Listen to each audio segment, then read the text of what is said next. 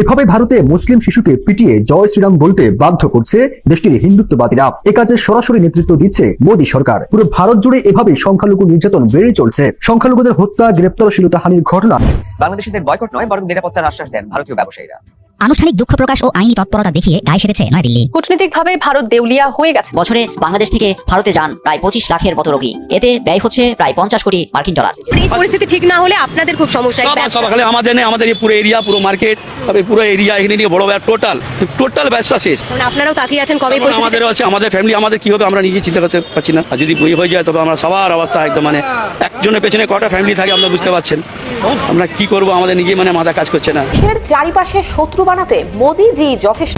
সম্মানিত দর্শক মণ্ডলী, ভারতের দাদাগিরির দিন শেষ হয়ে গেল।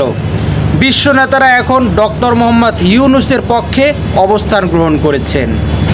ফলে ভারত সরকার, মোদী সরকার বাংলাদেশের সাথে না পেরে তাদের দেশের মুসলিমদের নিধন শুরু করে দিয়েছে।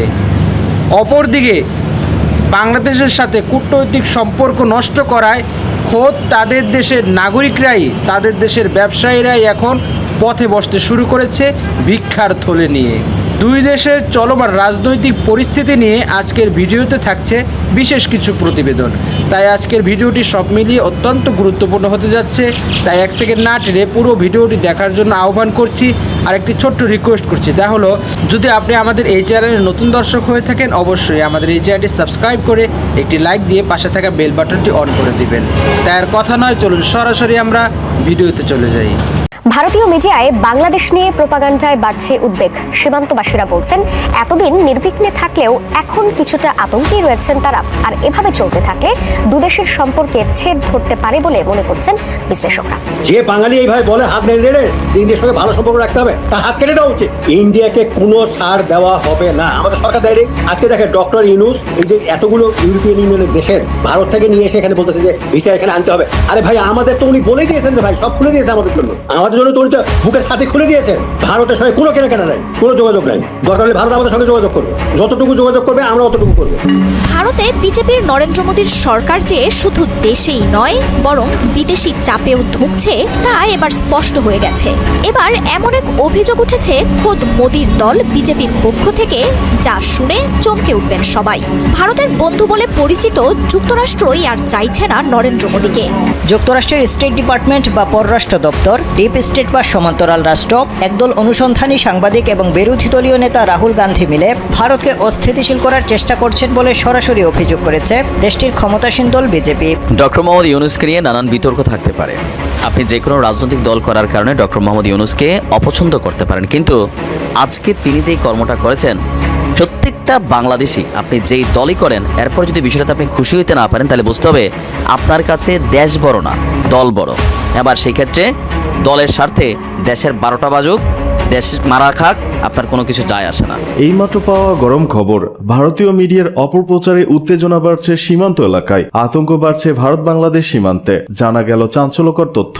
এদিকে মোদীকে আর ক্ষমতায় দেখতে চায় না আমেরিকা, নরেন্দ্র মোদীকে ক্ষমতা ছাড়া করতে চায় যুক্তরাষ্ট্র। চলছে নতুন খেলা। কেন মোদীকে আর ক্ষমতায় দেখতে চাইছে না যুক্তরাষ্ট্র?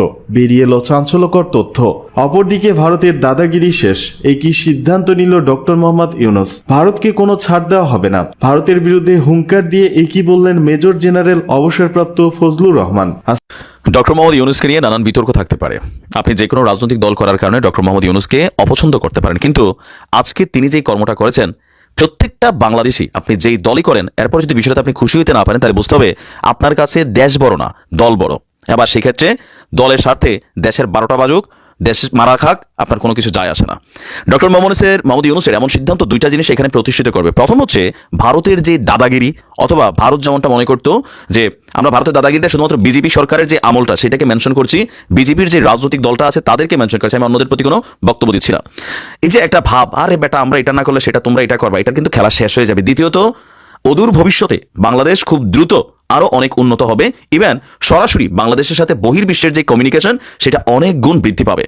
দর্শক, ভারত বাংলাদেশের উত্তেজনার মধ্যে ভারত সরকার যে ভিসা সীমিত করছে, এটাতে বাংলাদেশের বিশাল একটা কমিউনিটি কিন্তু বিপদে পড়ছে। যেমন ধরেন, যারা পৃথিবীর বিভিন্ন দেশে স্টুডেন্ট ভিসা অথবা ওয়ার্কার ভিসা অথবা আপনার স্পন্সর ভিসায় ফ্যামিলির কাছে যেতে চায়, ওই সকল রাষ্ট্রগুলোর যেগুলোর এম্বাসি বা হাই কমিশন বাংলাদেশে নাই, তো বাংলাদেশের জনগণ কোথায় যায়? ভারতে। আর এই যাওয়া আসার মধ্যে ভারতের একটা ইকোনমি কিন্তু ডেভেলপ করেছে। তো এই সমস্যার মধ্যে তারা এই কাজটা করছে কি, ভিসা দেওয়া বন্ধ করে রাখছে। তো অনেক মানুষ তাদের ভিসা নিয়ে ঝামেলায় পড়ছে। তো এই পরিস্থিতিটাকে মোকাবিলা করার জন্য ডক্টর মোহাম্মদ ইউনূস ইউরোপীয় ইউনিয়নের যেই রাষ্ট্রদূতগুলো বাংলাদেশে আছেন তাদের সাথে একটা বৈঠক করেছেন, একটা অনুরোধ জানিয়েছেন। যেহেতু তার কানেক্টিভিটিটা বিশ্বজুড়ে আছে, আমরা আশা করি ইউরোপীয় রাষ্ট্রগুলো এই অনুরোধকে মূল্যায়ন করবে। বলা হচ্ছে যে ইউরোপীয় ইউনিয়নের কূটনীতিকদের সাথে বৈঠকে প্রধান উপদেষ্টা বলছিলেন যে ইউরোপীয় ইউনিয়নের দেশগুলোর ভিসা সেন্টার দিল্লি থেকে সরিয়ে ঢাকা অথবা প্রতিবেশী কোনো দেশে স্থানান্তর করেন। আপনি বুঝতে পারছেন যে প্রয়োজনে আমরা নেপাল যাব, প্রয়োজনে আমরা ভুটান যাব, প্রয়োজনে মালদ্বীপ যাব, মালয়েশিয়া যাব, কিন্তু ভারতে আমরা যাব না। প্রয়োজনে বাংলাদেশে এটাকে সেট আপ করুন। গতকালকে রাজধানীর তেজগাঁওয়ে প্রধান উপদেষ্টার কার্যালয়ে বৈঠক অনুষ্ঠিত হয়েছিল। সেখানে 19 সদস্যের প্রতিনিধি দলটির নেতৃত্বে ছিলেন বাংলাদেশে নিযুক্ত ইউরোপীয় ইউনিয়নের head of delegation Michael Miller. প্রধান উপদেষ্টার সাথে বৈঠকে অংশ নিয়েছেন পররাষ্ট্র উপদেষ্টা তৌহিদ হোসেন। 2.5 ঘন্টা ব্যাপী এই বৈঠক হয়েছিল। ওই বৈঠক সম্মানিত দর্শক মণ্ডলী, এতদিন ভারত সরকার বাংলাদেশের উপর দাদাগিরি দেখিয়ে এসেছে। এবার তার দাদাগিরির দিন নিমিষেই নিঃশেষ হয়ে গেল।